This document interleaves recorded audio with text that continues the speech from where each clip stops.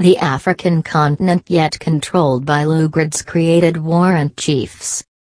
Professor Chinua Achebe of blessed memory, once questioned, "Does the white man understand the custom of our land?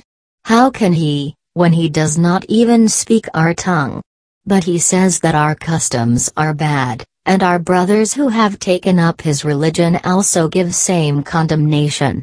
How possible then can we, Africans, confront this misconception when our own brothers have turned against us? The white is undoubtedly very clever. He came peaceably on the platform of religion. Africans never took this serious, thereby allowing him a foothold. He succeeded in tricking our brothers, resulting in our disunity as a people. The things that held us together have been torn into shreds. We have fallen apart." Chinua Achebe. A chief or a group of chiefs from a given community or village were given warrants or certificates of recognition, which empowered them to become the sole, executive, heads of their local communities. They were entitled to being invited in the trial of cases in their native courts, established under the system. This warrant chief system began as a matter of necessity due to the lack of pre-existent chieftaincy tradition in most parts of Africa. Such part of British African colonial territories including the eastern region of Nigeria, had no tradition of chieftaincy institutions. The British, spotting this out, appointed willing vassals, collaborators, who were given warrants to act as their local administrative representatives amongst the indigenous people. The French, Belgians and Portuguese who adopted the practice of direct administration in their African colonies, also appointed provincial chiefs, to assist in local administration. The appointment of these warrant and provincial chiefs was an invention of strange traditions that have remained persistent in the continent. The British failed to realize, however, that the introduction and adoption of the ideology of chiefs or kings in some of the African colonies were strange phenomenon. Amongst the Igbos, for instance, decisions were made through general debates and consensus. The powers given to the warrant chiefs, which were enhanced by the native court system, really led to an exercise of power and authority, unprecedented during pre-colonial years. The warrant chiefs also employed their powers in amassing wealth for themselves at the expense of their subjects. Through this process, the colonialists tended to create a patriarchal society due to the fact that only men were so appointed. These appointments threw up significant problems, thereby engendering large-scale resentment among the African people even up till date. These warrant chiefs were hated because of their corrupt and arrogant antecedents.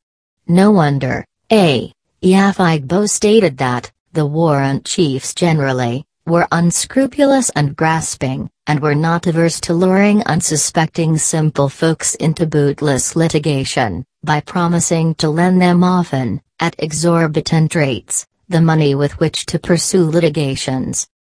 One of the most important acts of resistance to this warrant chief system of administration, was especially what transpired amongst the Igbos of eastern Nigeria during the famous 1929 Women's Revolt.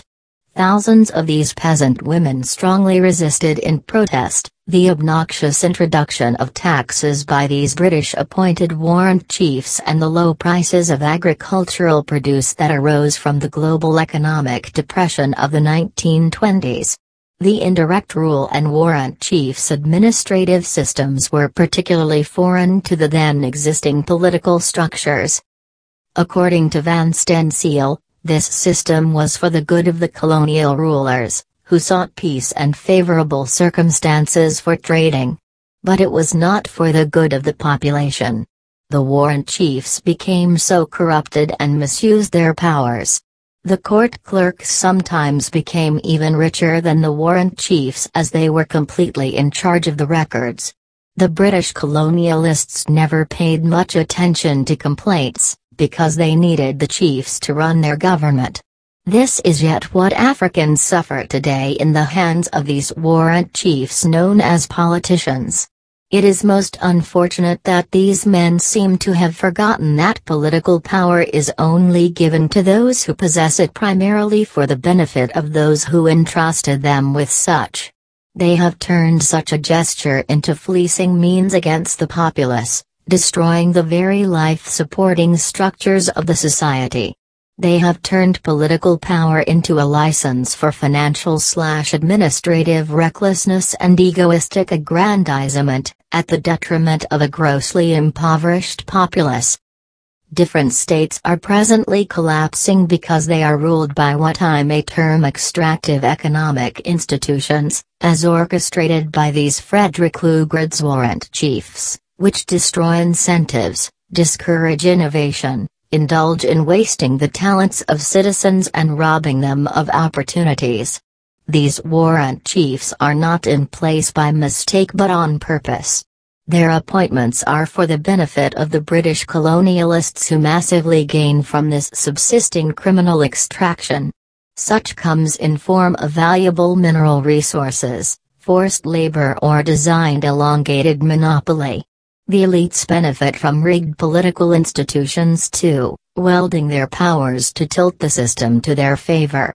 These evil warrant chiefs known as politicians have placed their knives on the things that bound us together as a people, and we have equally fallen for it, hence the center could no longer hold. But the only antidote to this, yet remains that we strongly utilize this knowledge and proactively put in place measures that will facilitate our freedom from their encagements. Written by Abulos Chidi Ibiran. Edited by Peter Oshagwu. For Family Writers Press.